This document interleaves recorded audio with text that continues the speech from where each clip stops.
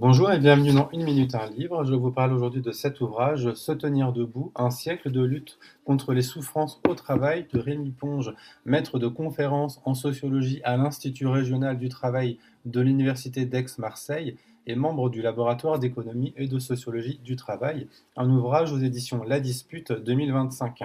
Un essai important pour comprendre la situation actuelle du travail et la prise en compte des souffrances au travail, d'un point de vue historique et sociologique. Un essai essentiel pour fissurer des idées reçues sur cette question. Par exemple, les souffrances au travail sont-elles récentes? Sont-elles liées aux transformations néolibérales et au capitalisme? Concernent-elles uniquement les cadres? Les syndicats se détournent-ils de cette question politique? Dès l'introduction, l'auteur précise deux idées reçues partagées dans le monde militant comme scientifique.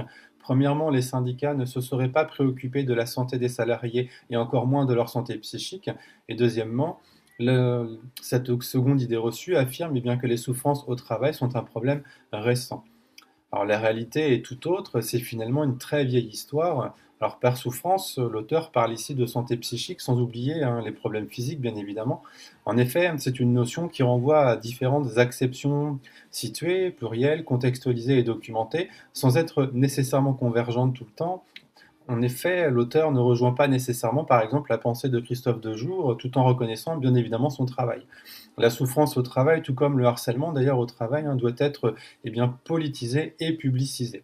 Ce retour historique précis nous invite à nous replonger dans les luttes des organisations syndicales, dans leur rôle dans la prise en compte, la prise en charge, la reconnaissance et la politisation ou non de la souffrance au travail.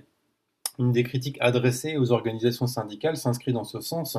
En effet, malgré leur mobilisation pour améliorer cette reconnaissance et la réparation des maux MAUX du travail, elles n'ont pas suffisamment œuvré à remettre en cause le système, mais l'auteur montre en même temps les limites de leur action dans un contexte contraint et traversé par des rapports de force et des pressions, bien évidemment.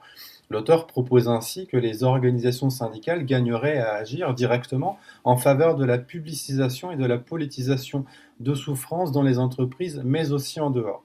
Alors la force et la présence de ces organisations sont essentielles pour assurer cette politisation qui s'inscrit dans une démarche de reconnaissance structurelle et organisationnelle.